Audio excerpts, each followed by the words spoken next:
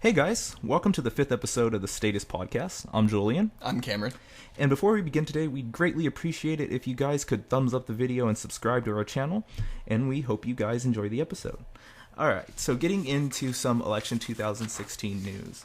Last time we met, there had been the weekend elections that were for March 5th and March 6th, and on the Democratic side, on Saturday, that was March 5th, we had the Louisiana primary, the Kansas caucus, and the Nebraska caucus. And surprisingly, well, I guess I shouldn't say surprisingly, it was predicted that Bernie would pick up at least two of those. And he did. He picked up the Kansas and Nebraska caucus states by a pretty good margin. In Kansas, he won 68% to Hillary's 32%. And in Nebraska, he won 57% to her 43%. So that was a pretty good way to start out the weekend, and very good way. Oh yeah, and he would also go on the next day to take Maine by a huge win, and that was a 64 to 36% victory, which also gave him some momentum, of course. However, Hillary would pick up that huge victory in Louisiana, like I said, on Saturday. Didn't surprise me. Yeah, I mean, all the polls had indicated it. She won by picking up at least 71% of the vote there, so that was good for her.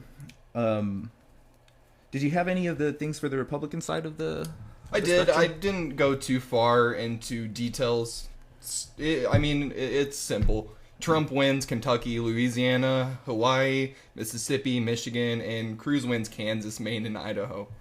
I mean, there's not much to say there. Yeah, I mean, Trump is... Well, I mean, it was surprising to see Cruz pick up Maine because all the polling had indicated there that Trump would actually pick that one up. So it was overall good for that he did that. But yeah, again, this doesn't stop the Trump onslaught. I honestly stopped following it on the Republican side of the spectrum because I think it's really safe to say that Donald Trump's going to be the nominee unless they have that brokered convention. Yeah, I mean, it is tempting to just not look at it. I know I stopped watching the debates. I think I watched the first one. That's all the only ones I watched. After that, as we speak, there's one going on right now. Yeah. But after that, I mean, I've just stuck to the kind of horse race aspect. And, you know, of course, whenever Trump grabs those headlines, I'll look into that. But, yeah, there's really not much going on. It's the same clown car race that we've seen since the beginning. However, it is interesting. We did start to see kind of talk around Rubio dropping out, because also I forgot to mention the next day there was the Puerto Rico I think it was the caucus for them. I don't know if it was a caucus or a primary, but they had their elections on Sunday, and Rubio picked up Puerto Rico. Obviously not a big thing for him, so a lot of people are starting to talk about maybe him dropping out. I don't see him dropping out personally, because I think the GOP establishment is keeping all of them there to sort of cut all the delegates as much as they can with the most candidates. However, if there was a time that I think he would drop out, it would definitely be if he lost Florida, and that's the way it's looking in the polls right now. Is it? Yes, Trump is dominating Florida and Ohio, and the way it looks, if Kasich even, I think, made a promise that if he lost Ohio to Trump, he would drop out. And that's how it's looking right now. Yeah, and if he wins Florida, I think there's no question, reasonably speaking, again, unless there's those shady GOP establishment politics happening in the background, Rubio will probably drop out in that case, or he should at that point if he loses Florida. And also, a little bit interesting news too, in the national polls, we actually saw Trump drop a little. The difference of Ted Cruz and Trump in some national polls has reached somewhere to just 3 points. So we actually start to see kind of a chink in the armor for Trump, which is really interesting as we go along. Ultimately, though, I'm not too sure if it's going to have any effect on him now. I mean, if we were talking, a few months ago, it might have been a real issue, but I don't know about now. I think he's got it cinched up. Again, if he at least wins Florida or Ohio, and that's the way it's looking on March 15th. I don't think there's anything stopping him. I think I said before that I think 80% Trump would win. If he was to win one of those states, I would go 95%. Ted Cruz has a slight chance, but that I'm going to take that with a grain of salt. I'm sure Ted Cruz can't pull through. Yeah. And I guess also overall, talking for the Democratic side, again, a big weekend for Bernie Sanders. Mm-hmm. It was predicted that he would take 3 of the 4 states from last weekend, and he did. But again, it's one of those things. He won in a huge margin of victory whenever it came to Maine, but the establishment, of course, didn't give him any time of day or any sort of coverage of that. When again, I think, and if anybody, I understand, Maine is small, but if you win by that margin, if Hillary won by that margin in Maine, it'd be all over the news. Yeah. They would talk about the slaughter that had just happened. Actually, I know for a second, during the big win in Michigan, I was watching CNN, and they were focusing more on Mississippi, Hillary Clinton winning Mississippi, than Bernie winning Michigan, or at least leading in Michigan at the time. Yeah, and we'll definitely get to that story, and that was the weird thing, too. And then we saw that also with the overall coverage of, again, that weekend, where Bernie won 3 of the 4 states, and they were focusing on Hillary's one win in Louisiana. Mm-hmm. Now, I understand, again, I don't know the by delegate counts. I would imagine Louisiana is probably bigger than Maine, and maybe even bigger than the other 2. Oh, absolutely. But that is huge momentum for him, and you cannot deny that is a huge momentous win for the Sanders campaign. But anyway, yeah, you're completely right in that sense of they were just focusing on the Mississippi one, which, getting to that, that was a huge win that he had in Michigan. Yeah. I mean, nobody saw that coming. I didn't even see it coming. No, I remember the night of the Flint debate. I had got home. I had watched some of the coverage. I was frustrated, and I was very angry. And it was one of the times where politics got me angry, because again, I was looking at all the polling, and like the most generous of polling. I forget. I think it was from a college in Michigan. I forget which one it was.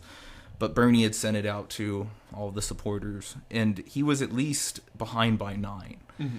And it's just one of those things that fascinates me. Michigan has been, they've been stomped on and countless times by establishment politics. I mean, he tried to bring it up in the debate with NAFTA and these multiple trade bills. And then we have, the Flint, Michigan water crisis that's been going on there.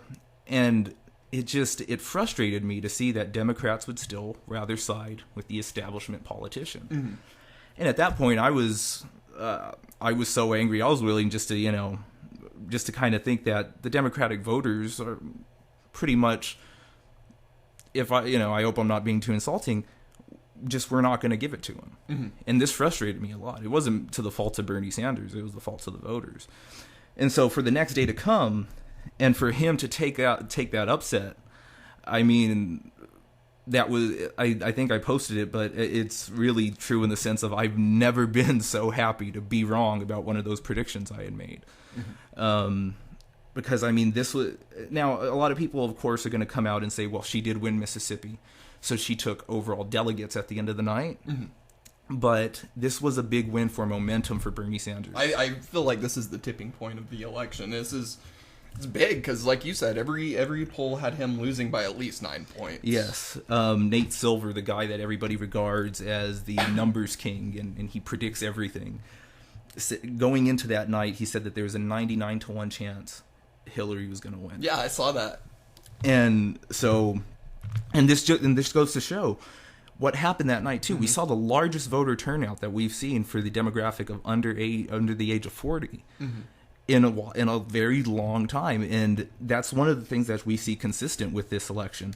The bigger the voter turnout, especially whenever you get that under 40 demographic, Sanders is going to take it, or he is at least going to lose striking distance. Yeah, he will lose the state fighting. And again, I don't want to get it twisted. Again, Hillary did walk away with the delegates, but this was huge for momentum. Mm-hmm. Because we're going into these northern states, the states that Sanders needs to dominate in order to take this election. So this was a good ringing in party for him. And I just, it was a surprising thing. And ultimately, I was glad to witness it. Yeah. It's one of those crazy things. I think this was a huge upset. This is going to be remembered. Yeah, I mean, Nate Silver even came out the next day and said Sanders winning, this was one of the biggest errors ever made in polling history. So that was huge news. Also that night we had GOP elections within 4 states, and this was including Ohio, Michigan, Mississippi. No, and did I say Idaho? I don't think I said Idaho. But Cruz ended up taking the Iowa caucuses. And Trump ended up taking the other 3. Yeah. Again, looking very solid for Trump as usual. And that leads us to kind of these to cold delegate count numbers after Tuesday election. So in the GOP side of the field, we have Donald Trump at 458 delegates, Cruz at 359, and Rubio at 153. I left off Kasich because he's not in the top 3, but I think his delegate count is somewhere around 51, 52. I think I saw it at 58 last time. Oh, 58, okay. Yeah, I don't think that's a sure... Yeah, and it's in the range. And again, I think also if we do not see Rubio or Kasich pull out after Ohio or Florida, especially if they've lost. If they won, it's a different story. But if they've lost Ohio and Florida and they haven't pulled out, you best believe that this is the GOP establishment's way of trying to cut up the delegate count by force to hopefully it be close enough to justify a brokered convention on convention night. So definitely be watching out for that. And for the Democrats, we have the delegate count for Hillary at 748 to Bernie's 574. Again, Bernie's still down, but this is not far from what has been predicted. If anything, like again what we were talking about with Michigan, he's actually overcome and given us a better number. All of these numbers are, we're not counting superdelegates because ultimately we feel the superdelegate vote, although not strictly dependent on the delegate count, for the most part will be dependent on the delegate count. And you were saying, I think Bernie picked up 3 more superdelegates. Yes, he picked up 3. Naturally speaking, he picked up 3 superdelegates from Vermont, of course. Yeah. But they all 3 quoted saying, after seeing the huge turnout in Vermont and the huge upset that Bernie Sanders won by, the huge margin that Bernie Sanders won by in Vermont, changed their mind from endorsing Hillary to Bernie. Yeah, and see, this is a perfect example of that. I mean, we saw it with Obama. Hillary had the superdelegate count on Obama very early on in the election, but whenever Obama was turning these states, in fairly good margins or by close margins, we started to see superdelegates change their mind. So that's ultimately why we don't do the superdelegate, but that's also a good example to show for good reason why. This could continue happen. This could start a trend. Yeah, for sure. And that's one of the things too is I often cringe whenever I see the mainstream media do the superdelegates. Yeah, because it's just there's no point. It's not like they're set in stone, and I understand what they're doing, but the CNN, the narrative they have, it's like, no, she's already won the nomination because these are the superdelegates that have already pledged. No, they change their mind all the time. Oh yeah. Okay, so looking forward for the elections, on March 15th, the Democrats will be holding elections for Florida, Illinois, Missouri, North Carolina, and Ohio. And the big states that we're going to be looking at is obviously Florida. 214 delegates. Yeah, huge state. Ohio and Illinois. And unfortunately, so far, the polling is out. There's been some polling for Florida and Ohio, and it's not looking too great for Bernie. Again, but this is our talking point. Whenever voter turnout is high, that's when we win. Yeah. And the last article I read said that over 1 million early voters have shown up in Florida. Really? And I think that's looking good. I think we can actually pull through and do another Michigan. Yeah, and again, these polls do. I mean, they do look by huge margins before you have stuff like debates. Which this was also before the debate last night. Was whenever I checked this on Real Clear Politics. And And this was also, and also these things tend to get closer towards the week of the election itself. So again, me personally, my prediction would be that the best chance he has is maybe picking up Ohio, or maybe even Illinois. Illinois is still a pretty big long shot. I think he'll end up picking up Missouri and maybe possibly pick up North Carolina. But if one of the crucial things, in my opinion, would be that he picks up one of the big states. At least one. Well, North Carolina has 107 delegates. I mean, one of the smaller ones, but that's still a lot of delegates. Yeah. And I think the polling is looking favorable for him in Missouri, which is the smallest of them for the night. But again, it's something, and it's going to be leading us into what we're going to be looking at is the bulk of the Democratic delegates, those big northern states. Where, in my opinion, there hasn't been any polling, but if you look at the demographics and the polling for the issues that those people find most popular, he's very much in line with. So it's going to be an interesting one after March 15th. And again, those are the same states are also going to be up for grabs on the Republican side. We talked about how if Trump were basically to win either Florida or Ohio, I think that this thing is pretty much over. I mean, there's still obviously a lot of election to go, but in speaking of the GOP's tactics, they would have to do some pretty crazy things in order to stop that. Yep. So that's it with the horse race for the election 2016. I know a lot of people usually cringe whenever they kind of get the horse race sort of style of talking about the election. However, I still like it whenever it comes to giving a sense of, well, this is the current state that we're looking at. These are the delegates we're looking at. And if, the fact that we also have some analytics that follow of the future polling states is also pretty helpful. But anyway, getting into the stories throughout the week. Recently, in Ohio, speaking of the devil, the Bernie Sanders campaign specifically is looking to sue Ohio's State Secretary John Husted after Husted allegedly changed the rules regarding 17-year-olds who are looking to vote in the state primaries. So The Hill cites a CNN interview where the Bernie campaign manager Jeff Weaver said, quote, "The Secretary of State has decided to disenfranchise people who are 17, who will be 18 by the day of the general election," noting that also the issue came to light after a Democratic lawmaker accused John Husted of changing the rules to keep those who will be 18 by November 4th from voting in presidential primaries. So after that, Husted responded in a statement over Twitter saying that under the current rules, those who are presently 17 but will be 18 by November 4th can vote on a host of issues in the primaries, but are not allowed to elect candidates, which is what voters are doing when they elect delegates to represent them at their political party's national convention. So he's obviously playing a clever little game, as most Republicans do, whenever it comes to suppressing the vote. And this is really interesting and it's an interesting example to see whenever state politics could kind of crash into national politics.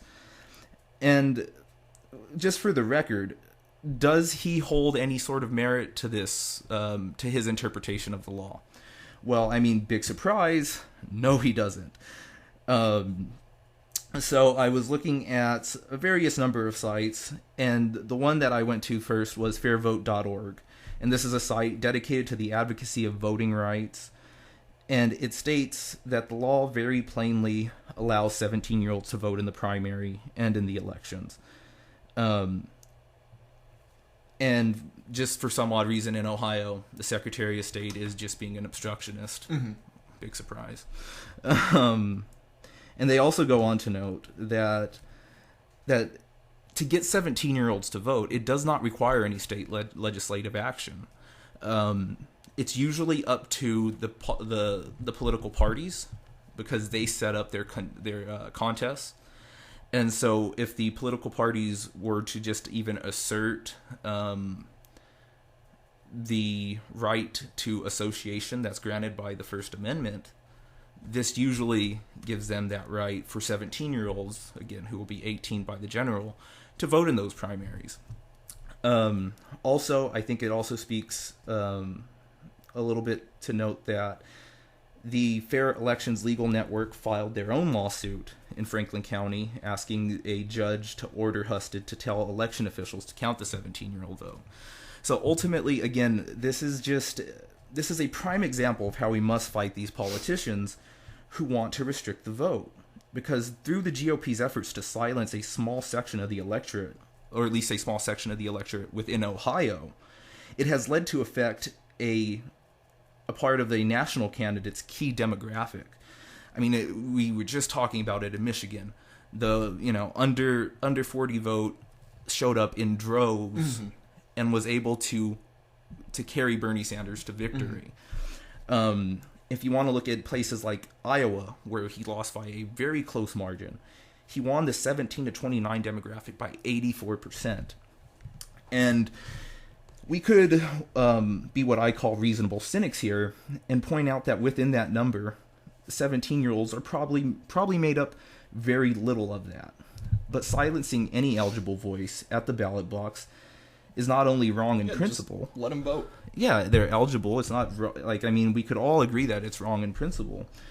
But it also continues us to fight, or we should continue to fight this, because what could lead to a problematic situation like this, one where we need every voice to stand up and send a message that we need desperate change, the state could find some way to restrict that. It's not the national government, it's the state that does it. And again, the GOP is famous for doing this. There's even a voting rights law in Texas right now that's going through the Supreme Court that I'm currently following. So again, it is essential that we all have our voting rights. And ultimately, do I think it's going to affect Bernie Sanders? Not really. But this also goes to show him standing up for the millennials, standing up for the youth who are sick and tired of the system, who are informed enough to vote, and they're eligible enough on paper. And I think this also segues into the next story perfectly. So The Guardian broke a story that has documented the decline of wealth for Generation Y in the West, noting that in 7 major economies in Northern America and Europe, the growth of income of the average young couple and families in their 20s has lagged dramatically behind national averages over the past 30 years. And that specifically within the context of the U.S. and Italy, disposable income for millennials are higher than they were 30 years ago. So we're looking at a 30-year transition period of not only the U.S., but we're going to talk mostly in the context of the U.S. because it's again, they broke the story, so this is a series of articles. But we've seen a decline of wages, of overall prosperity across the board, while the rest of the population has experienced some really good gains, some really good leaps forward into that period. They also note that this is likely to be the first time in industrialized history, except for war times and periods of natural disaster, that incomes of young adults have fallen so far compared to the rest of society. So just that bit. It reinforces to me this feeling of whenever I turn on the TV and I see Fox News coverage where they are selling that idea that millennials are just lazy. We're entitled. Yes. Yeah. And that they are the bane of society. And it makes me just want to just yell and scream and point out that we are not the failure of society. And that too many of us millennials, and even for, looking subjectively, there are even people I know who are less fortunate than me. Society, in many ways, have failed us. I mean, and I get it. Societal standards change. But the thing is, our system hasn't changed with it. And the concepts of the trickle-down economics, a meritocracy, American exceptionalism, all of these things have become fantasies. And in America, that's just not the America we live in today. You are living in a bubble. if you still think that if you so much as work hard, you will get the leg up on everybody else in the, under you. Mm-hmm. It just does not work that way anymore. And, I'm not even claiming to know the fix of this. Of course, there are a few policy changes in my mind, but I could be wrong. But I guess the overall thing is what I'm saying is when you have Republicans who almost never talk about the plight of the youth. They never talk about student debt. They never talk about youth unemployment, except for whenever they are looking for their talking point against Obama. Mm-hmm. Then suddenly they're all about the youth. If anything, they are just more so dedicated to berating us. And you have a media that is surprised whenever the youth, quote unquote, flock to an old socialist. Well, to us, that old socialist is the only one even putting in an effort to help with youth unemployment and to help with overall millennial prosperity. Again, as we've seen a decline not only by the numbers, but I think most of the listeners could agree. If you're a millennial, you've felt this all along. I certainly have. It's just, again, the society that we're brought up in. It's pick yourself up by your bootstraps. Mm-hmm. You're doing something wrong. This is all your fault. And nobody should be to blame. And I get it. Sometimes there are times whenever it is exactly our fault. But empirically speaking, this is an issue that speaks not only to the subjective, but to the objective. And whenever it speaks to the objective, the subjective person could be blinded by that. They could think that, this is normal for me. Mm-hmm. But by having these objective numbers and showing that this has been in decline for so long, this isn't the normal. We find out that this isn't. And again, it's fairly disappointing to hear that, because if we look at some of the other data, they address things like the fact that people in the U.S. under 30 are now poorer than the retired. That overall wages for millennials have dropped significantly. Mm-hmm. And that, again, if we listen to our parents, what they say, if we so much as we go to school and we focus on our career, we don't do any of that dumb stuff that our parents did, get somebody knocked up, get married, all of that stuff, then we will be fine.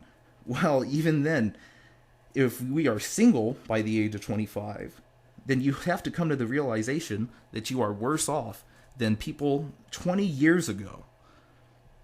So, to me, the next time somebody tells you that you're delusional for supporting an old socialist, or that, you, again, are the bane of society, you are a failure to the system, first of all, reject the bullshit that you've just been fed.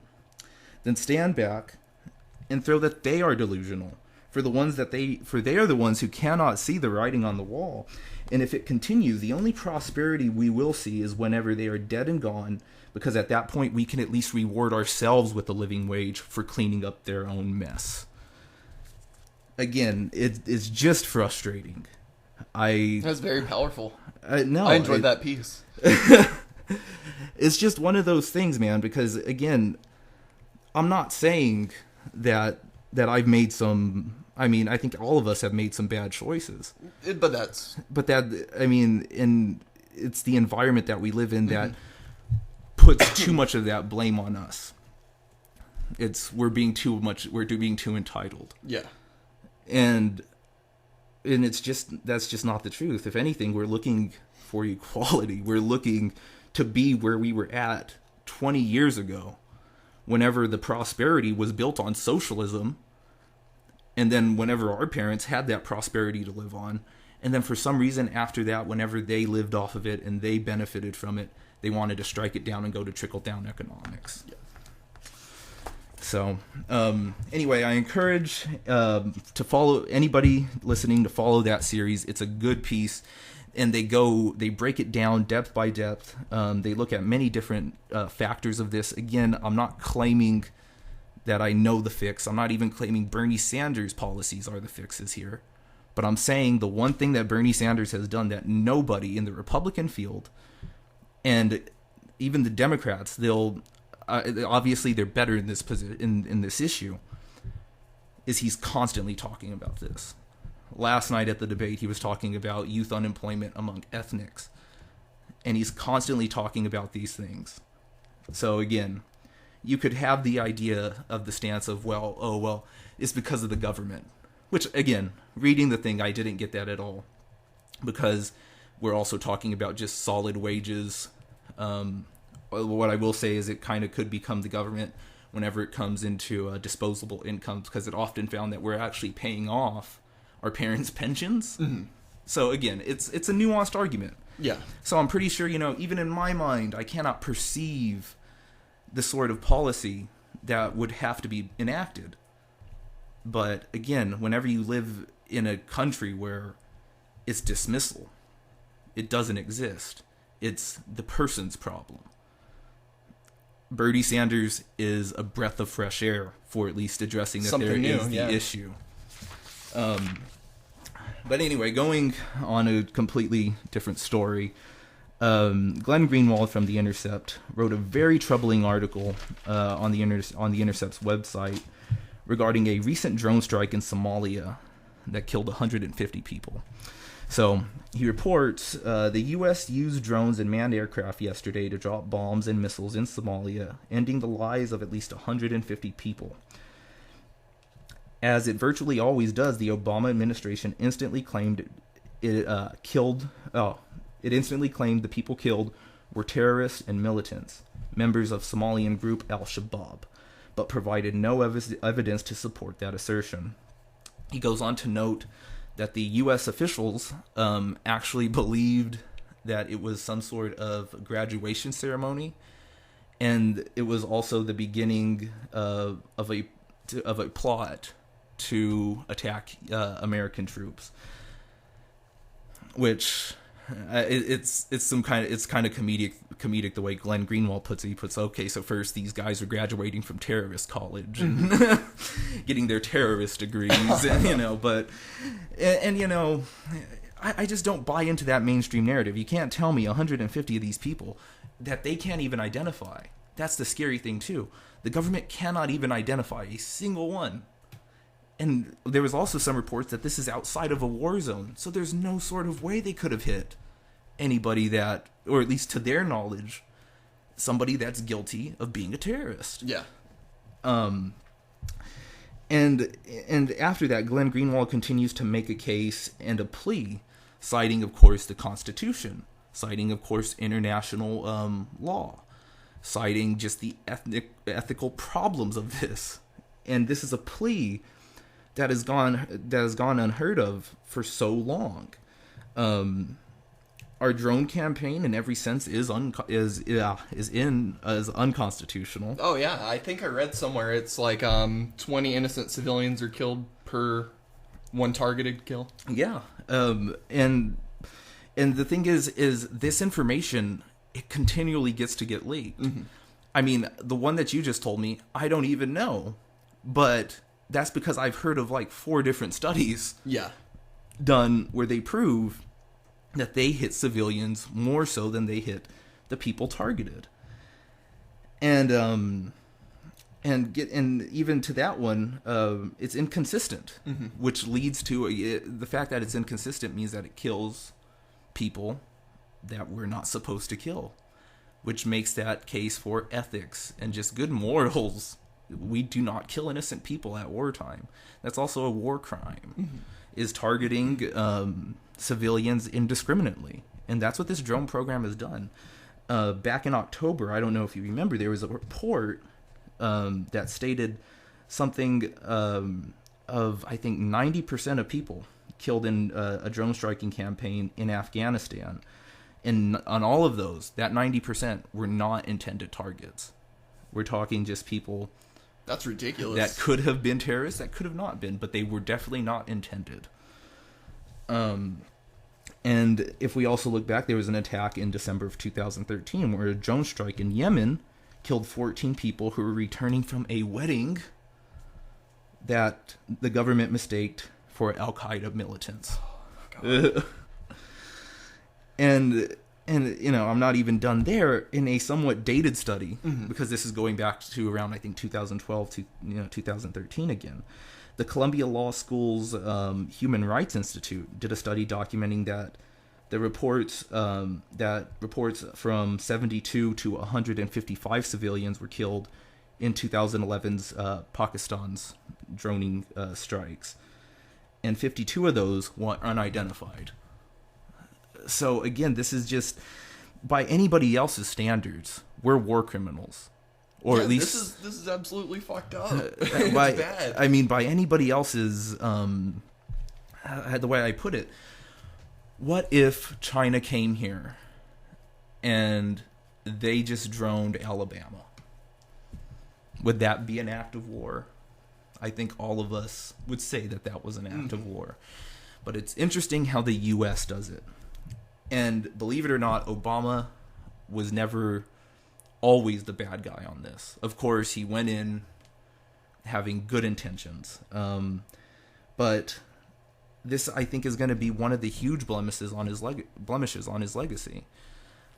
I don't think a lot of people will realize it like I do, because again, the media fails so hard whenever it comes to reporting these stories. And not only that, this has just become standard operating procedure since 9/11. Of course, that's whenever this campaign started, and Obama built on it. And so it's terrifying to think about, because it also seems like it's above oversight. Getting back to how it works legally.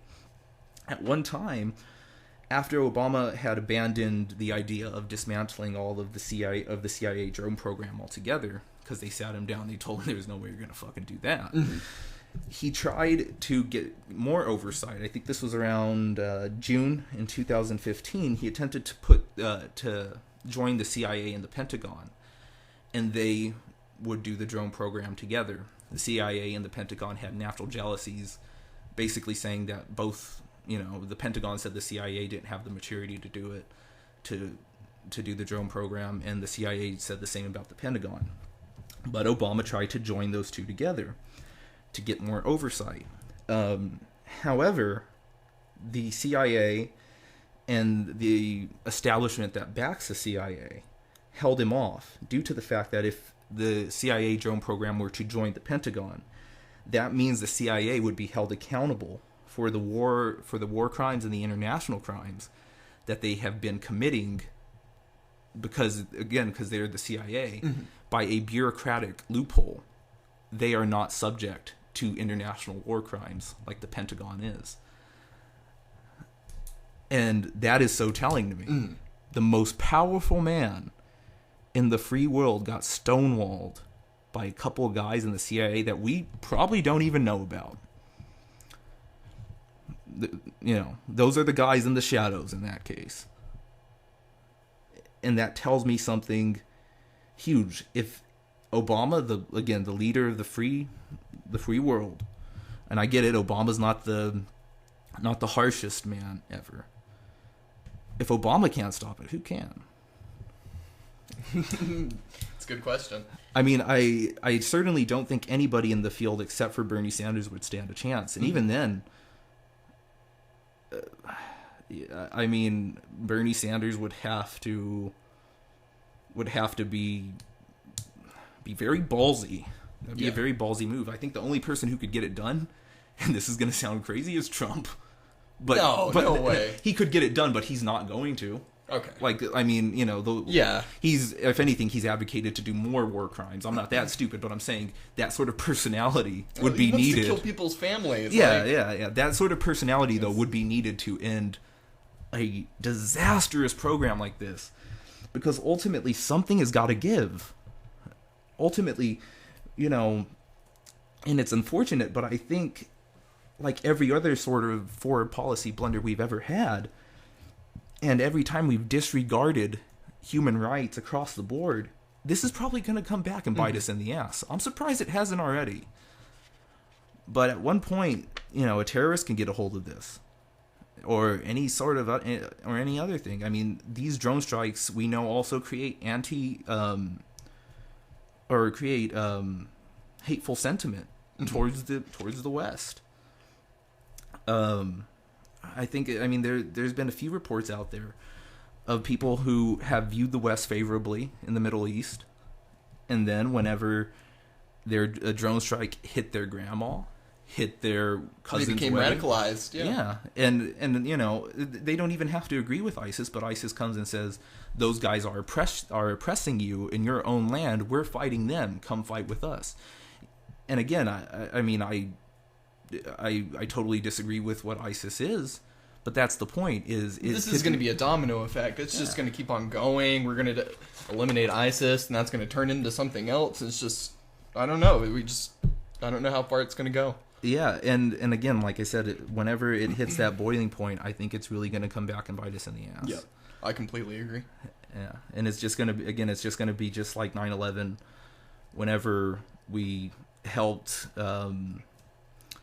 what would later become the Al-Qaeda, the Taliban. We were helping the Mujahideen. We left our shit there. Came back to bite us in the ass with 9/11.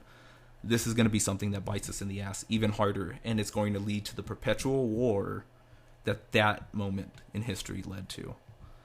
And it's really disappointing to see if you love history. I don't really love history, but I like to look at it, and it just seems that the U.S. makes all the wrong moves. I love the U.S., but every time we have a chance to steer in the right direction, we don't. Yeah, and one of these days, it's gonna bite us in the ass hard. Unfortunately, unless we come to our senses. Unless somebody comes to their senses. Yep. But also kind of sticking to the note of foreign policy. It was something very small that I wanted to kind of touch on. It was from last night's debate, which, if anybody saw it, or for anybody who didn't see it, I guess, Bernie crushed it. I still need to watch that. I was at work last night, so unfortunately I missed it. Usually I'm not off on days for debates. So I'm always very frustrated that I never get to see him. Last night, I was finally off, and man, that debate was a debate. And not only on Bernie Sanders' part. I mean, the Univision's panel, there were some kind of wonky questions in there. Like Jorge Ramos asked both of them at the point of like, "Would you deport children?" Like, nobody's gonna say no, dude. Like, yeah, like that's like asking, like, are you for killing baby Hitler? Or are you not? Like, you know. So there were some ridiculous questions, but overall, I mean, because I've hated these past ones with Wolf Blitzer, Anderson Cooper. All of them are just, you know, never mind the fact that they're complete shills and that they're so. They love to be rugged with the Democrats, but whenever it comes to Republicans, let's throw them fucking softballs and handle them with kid gloves all day. Never mind that fact. They are just terrible moderators. They don't ask follow-up questions. And last night, Univision's panel was asking follow-up questions, and that's one of the things I really liked. And even afterwards, looking at it, I think TYT also said it. Bernie is constantly being asked harsh questions, constantly on the offense or on the defensive in that case. And nobody's done it to Hillary. So last night, whenever she was grilled, and she was grilled, I will even give her this, she was grilled on some unreasonable questions. Really? Yes, Jorge Ramos asked a question that centered around a family member of somebody who died in Benghazi asking Hillary about something, and she had lied about it, supposedly. And Jorge Ramos asked that question. Everybody booed him. So there were some kind of I don't think it's a toss up when it comes to Benghazi for me, because I mean, obviously she didn't do her job right, but is that the first time it's happened? No, and she lost her job. That's good enough for me.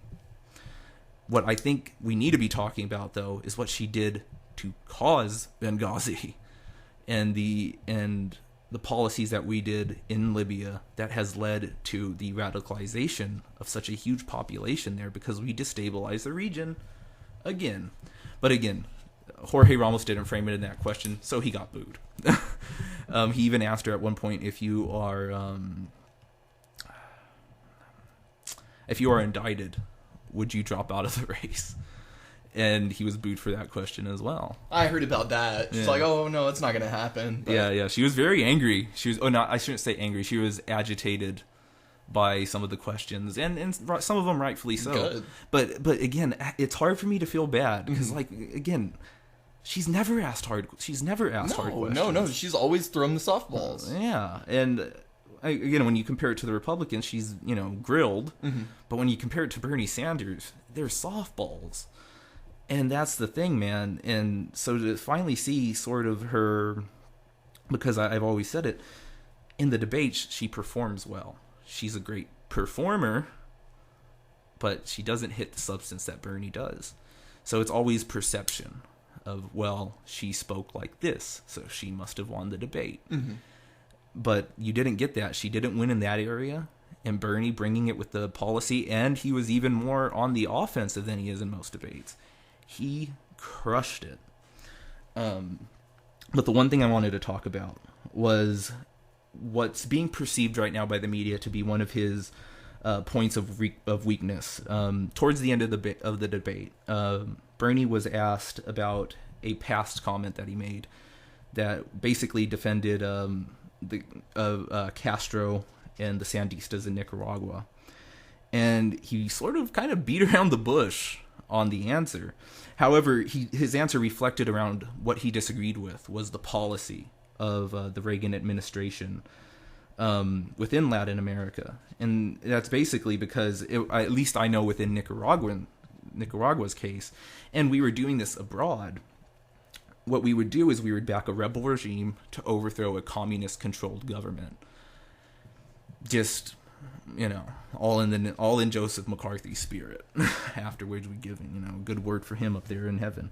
But no, but Bernie, this wasn't, going back to the time, Bernie wasn't he wasn't rare. Mm-hmm. That position to hold was not rare. John Kerry held that position of, well, this is just the media's way of trying to make him look like a communist. Oh yeah, I mean, but the reasons for also opposing it were legitimate reasons. Yeah. I mean, most notably, we were sending arms to the Middle East. We were selling it to regimes there, and often, like I said before, those people would become our future enemies. All to just fund the Contras, who were the rebel regime in Nicaragua, mm-hmm. to fight the Sandistas, who were the communist-controlled government. And even later on, Congress would cut that sort of cycle because they didn't want to fund Reagan's war anymore. And even Congress came to that conclusion, which even some people speculate that after that, the CIA then turned to alternative methods that Congress could not control to fund the Contras. Mm-hmm. Selling drugs to our own people. But that's a totally different story. But, getting away from all the history lesson there, the way Hillary responded is she shot back by commenting that the values of those communist-run governments were not ones she agrees with. And in my opinion, that would have been Bernie Sanders maybe should have said that as an answer. However, she did not address what Bernie Sanders said in the response. And it seems to me that it's an irrelevant refutation. If you're not willing to make the caveat that you disagree, but let's not go to war, then maybe I'm speculating too much. But if we were to look at her current stance with regime change and the kind of characters that she has in, or like that influence her foreign policy, I guess I should say, it would lead me to speculate that she would be more in line with Reagan's policies that he had in Nicaragua, which, if we were to look at the Contras, we would find that often they were no longer better on human rights issues compared to the government that they fought. HumanRights.org notes that the Contras were major and systemic violators of the most basic standards of laws of armed conflict, including launching indiscriminately at civilians, selectively murdering non-combatants, and mistreating prisoners. It also notes that once the Bush administration went in, the abuses dropped, but that's because they were pretty much no longer active in Nicaragua. Towards the end of 1989, they increased, and they increased at a high amount. So this was going on even while Reagan was in, to, even Bush, and even a little bit through that. And I guess my point is that the substance of this, I guess we could get out, is we could relate to the old adage that war is hell.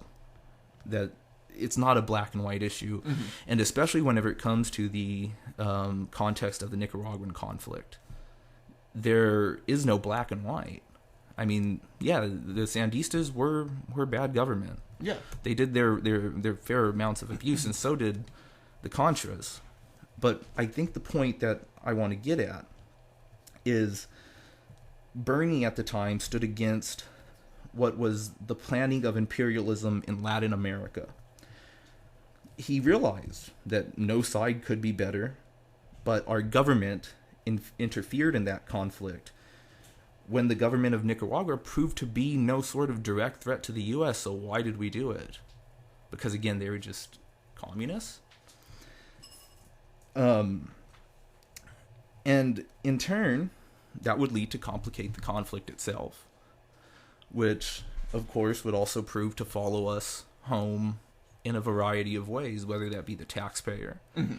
whether that, if you do believe the conspiracy, that, drugs would also follow us would also be funneled into the nation as well. But maybe I'm overanalyzing it a bit. I think Hillary would make that decision like Reagan did. She would fall for that trap. She's fell for it before, whenever she voted for the war in Iraq. And also her friend, Henry Kissinger, who we talked about a few episodes ago, fell for it in Latin America too, whenever he had a hand in directly assassinating a democratically elected official in Chile. So no matter Bernie's sympathies on this, in my opinion, he still beats her on the substance. Again, you could talk about how maybe his sympathies are misguided, and I understand how it also personally affects that debate, because it's in Florida. There's a lot of Latin American and Cuban refugees there that fled from the socialist and communist run governments in Latin America and in Cuba. So I understand how that could seem bad on surface, but it's also making the right decision as a leader. And what Bernie stood for was the right decision. And what Hillary is standing for and continues to stand for is the wrong one. Mm-hmm. It's imperialism. It's light imperialism at best.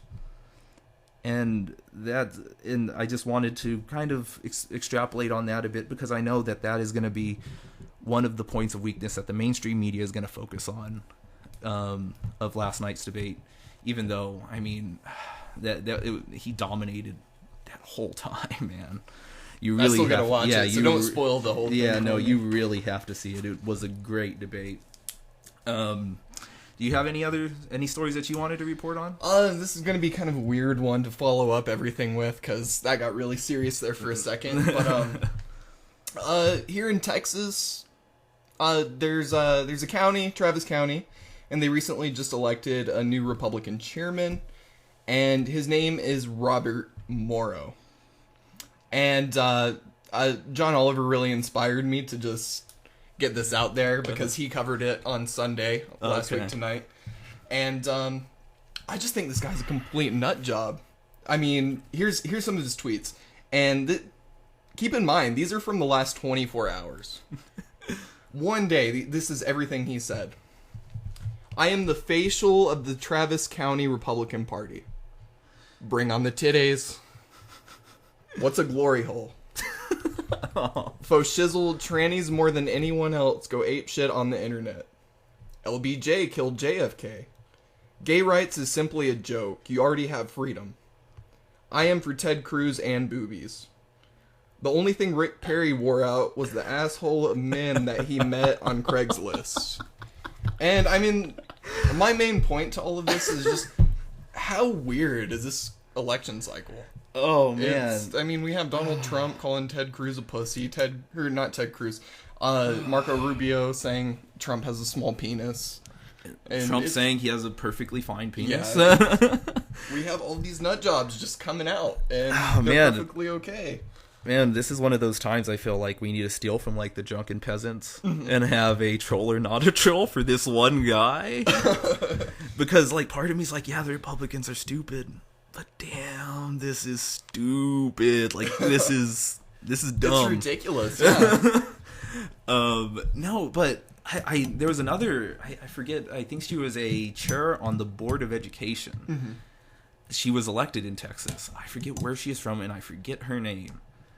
But she believes every conspiracy under the sun.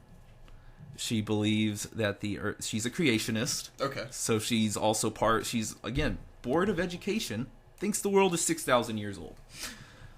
My God. No, and you want These are people who are being democratically elected. Yeah. It's ridiculous. Yes. And no, it gets even worse. She believes that Obama was a gay prostitute in his youth. I think I've seen that. Yeah. I think I've seen that, yeah. Yeah, this is, man, you know, and I know we've never really got into it, but education is one of those things for me where I wish I could let the states do it. I wish I could. Doesn't mean I support that, but I wish I could. And whenever I saw this story, and this being an example of somebody who's on the State Board of Education, I'm really glad we don't. Mm-hmm. Because, I mean, we have crumbling education as it is. I mean, they're deleting... And the Republicans want to do away with it. Yeah, they're deleting so much out of history books and all of that. And, you know, like I said, I wish I could be for just state education. But whenever people like this come along, and again, I part of me wants to say, well, you know, it's not her fault she was voted in. But that doesn't mean you sacrifice all the intelligence because of the low intelligence of the voting class at that time. Oh man, that is just scary for me. But I would really be interested, because you were telling me, I think before this, whenever we were kind of lightly talking about these issues, that Republicans are claiming that he's a Democrat. Yeah, a lot of Republicans within Travis County are like, thanks, Obama, for installing a plant into our Republican office or whatever. But I mean, that's ridiculous. A bold claim. It's a bold claim, but man, look, after hearing you read those tweets, I don't know. I'm kind of skeptical about it too, but I don't know how somebody could just be this non-politically correct. This brazen of a figure. Hold public office. He was democratically elected. Yeah. And I'm pretty sure he was saying all this stuff before he was elected. And you would think that maybe the puritanical Christians would like step in and be like, you do not talk like that. You know? Yeah. Man, next election cycle, I'm calling it that he's going to come out and he's going to say he's a troll. We're going to troll or not a troll. No, he's going to hold this office until he's finally elected out. People have had enough of this bullshit. Oh, man. All right, well, this is going to conclude the 5th episode of The Statist. Again, we would greatly appreciate it if you guys could give us a thumbs up or even subscribe to the channel. You could also follow us on Facebook. You could add me or Cameron as a friend on Facebook. Whatever you want to do in that. Again, I don't think there's much local news to be talked about as far as if you there's didn't have any announcements. No, there's really not much events, and again, you know, the DSA, we're still obviously doing that, but we're waiting to meet up with my regional organizer still. And I think that'll be done probably next week. So, but either way, if you follow one of us, you're going to hear about the event. And again, I think that's probably going to be coming sometime either this month, or maybe at the beginning of next month. Just depends. And again, if you have one of us, you'll hear about it, and we'll probably shill it on here, because it's just another way of getting it out. But anyway, we hope you guys enjoyed the episode, and until next time, we'll see you later.